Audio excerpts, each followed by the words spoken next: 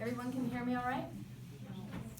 So thank you to Will for giving us that bit about arsenic and your educated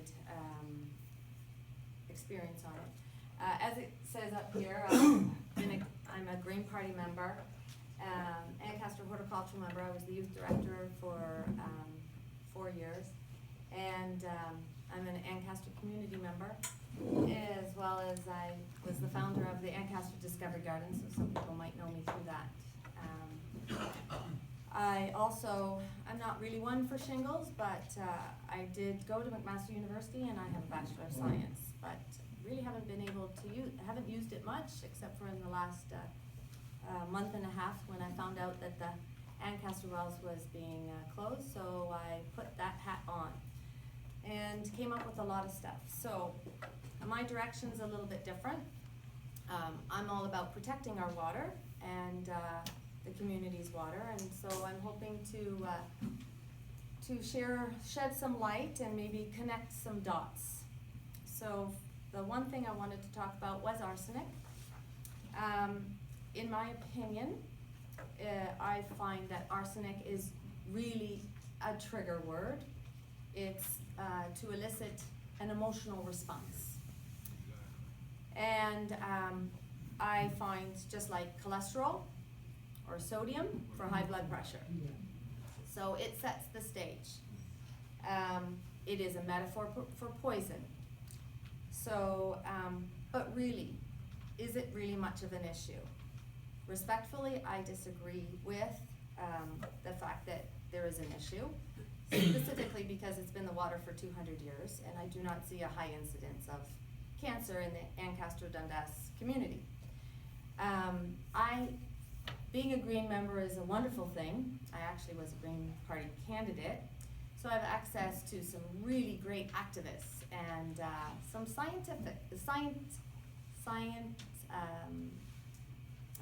activists. So when I shared what was going on, they immediately sent me papers, and so I had to read them, and not fun. So some of them are here. And what I found out, that, as the one gentleman said, arsenic is in the water, but it's in the air and in the food. But it is 500 times more potent in meat. So if you're a meat eater and drinking this water, perhaps, like if you smoke and drink this water, perhaps. Yeah. So then with respect to arsenic, there is different types of arsenic. There's the inorganic, there's the organic, there's the neutral charge, and there's the negative charge, and etc. There's a ton of stuff. So everything can make a difference. Plus the fact there is a synergistic reaction going on in Mother Nature's water, because in all what comes from Mother Nature, Mother Earth, all water will have arsenic. And I'm going to let you in on a little secret. It's all over 0.01. So it is impossible to find natural water less than, unless it's man-altered. So I have a little thing here about the scientific data, but it's in a nutshell, the summary of it. So basically they conclude that there is little, if any, this is a peer-reviewed regular article that was in a scientific journal, okay?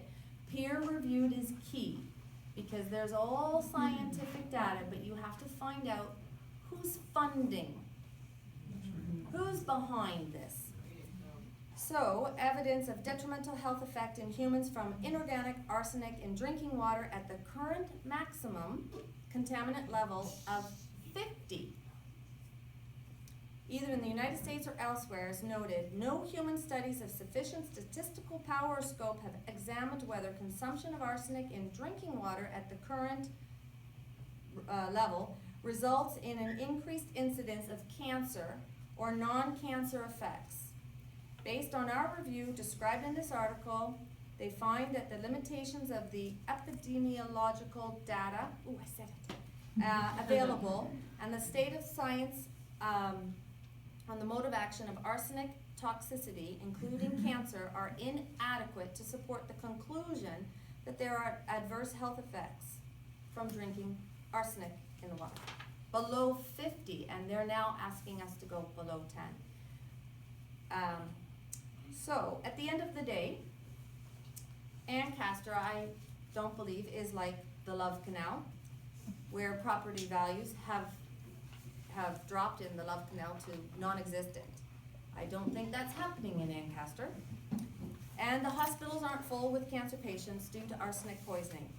However, we're here. So what do we do? So I decided to look at the chain of command. So who's at the top? Or who do we think is at the top?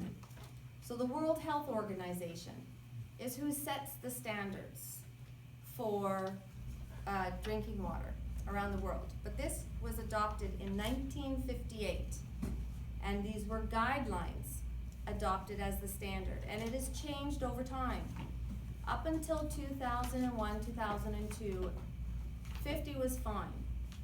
Then it changed, and in 2006, this is what's happening. In 2006, they decided it was to be less than 1. How many years ago was that? So, and yet they're still letting us drink this water that's supposedly not okay for us. But what's the significance of 2006? There's a significance in the timeline. So here's where I'm gonna get you guys, that's a dot. I'm gonna go over to another dot. Last week, Maud Barlow came to Hamilton. Does anyone know who Maud Barlow is? She's a water warrior, and she's been involved in water since the 80s. She's my new hero. And lucky for us, she's also the hero of Aidan Johnson, who's on the Hamilton Conservation Authority. So I hope he's listening to her. She's also the honorary chair of the Council of Canadians. And Maud, last week, asked, who owns our water? Who is making the decisions? I asked, who wants to own our water? However, water as a human right. Maud and her pals delegated strongly and fiercely to the UN to make water a human right. And she couldn't understand the resistance that they were up against. But the UN did declare water as a fundamental human right in 2010. However, there was a special advisor to the UN that was against this. We'll get back to that. That's another dot.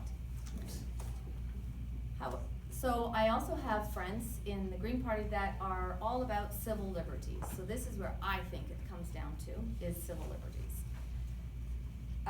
So someone said, these are strong words, and I will share the codes. This is a violation of our Universal Declaration of Human Rights, of the International Covenant of Economic, Social, and Cultural Rights, of the International Covenant on Civil and Political Rights, and a violation of the Declaration of Rights and Responsibilities. No matter what you believe about arsenic, the law states that no individual can be forced to accept anyone's opinion. What's important is we need to learn how to exercise our rights the correct way. We need to read the above to know our rights, because individual rights, I know you're not gonna like this word, but individual rights trump civil legislation. These are very important, as Canada signed on to all of these and have guaranteed these individual rights to everyone. Since this source of water is available to everyone through other means, such as well streams, etc., basically we could go to the fact that it's discriminatory for anyone to intrude, particularly without any evidence of harm. So this was the next thing is, we're all in the defense mode, but where is the harm? Where are the studies to actually prove? I've been reading paper after paper, and this all came about because third world countries were having higher incidence of cancer, but the the amount was between 180 and 318. Well, I've also seen a map of around Ontario. I think it's for Canada. The water in the drinking water is in less than 50 all throughout Ontario and Canada. So it's really not a concern. So now, has anyone heard of Paul Harvey? Oh, yeah. I loved Paul Harvey. Radio broadcaster, news and commentary. But he was famous for this, and now for the rest of the story. So, that special advisor to the UN, does this name ring a bell to anyone? I wish I had a picture of him. Peter Brabeck Letna? No? He was the CEO of Nestle up until 2008. So who owns the water, or who wants to own the water? He has declared water is not a human right. They are doing a lot, Nestle's got a lot of paid shills out there doing a lot of backtracking, trying to, but it's on video after video, shared, he's on. He was the person behind stopping the UN from doing this. So that number, 2006, is a significant year because he was still the CEO at that time.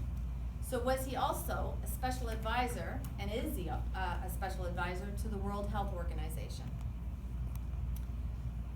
With all due respect, the Hamilton Conservation Authority and the Hamilton probably think they are doing the right thing.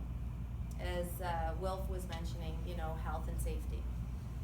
But frankly, the authorities are playing the safety card, saying they are protecting us.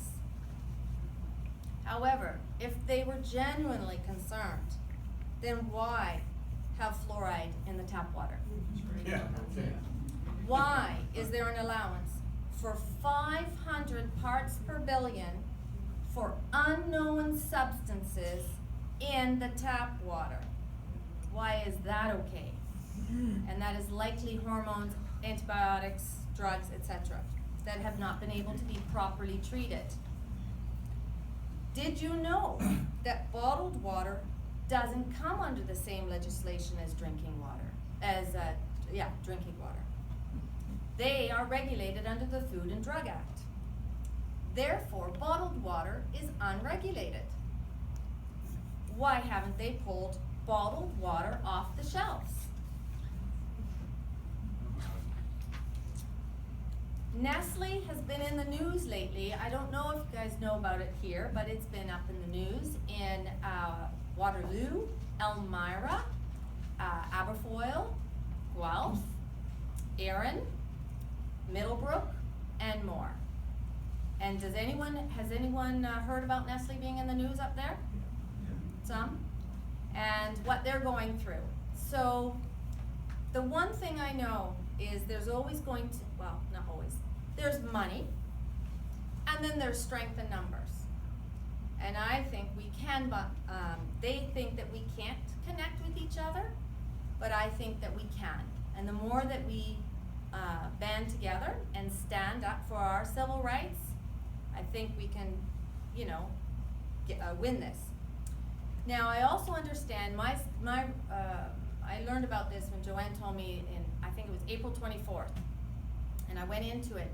This artesian well, it's an artesian well, so I believe it's below the bedrock.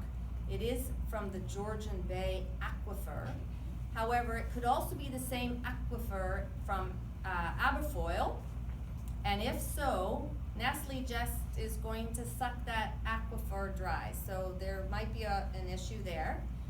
But this one was built in 1964, the two spouts, and I believe was donated in 1971. But I'm still working with, I've spoken with Ann Sloat. Does anyone know who Ann Sloat is? Old mayor. Okay, the old mayor. And she told me that the reeve at the time was Art Bose. So we need to, this isn't about playing the safety card, but this is about protecting our water. And so, let us tell them that water is Canada's best resource, and the UN has declared water as a human right. So let's band together and make it clear to the authorities to leave this well alone, and instead make note that the water is used at its own risk, or we can come up with other ideas. So let's protect our water source. It is our right. Excellent.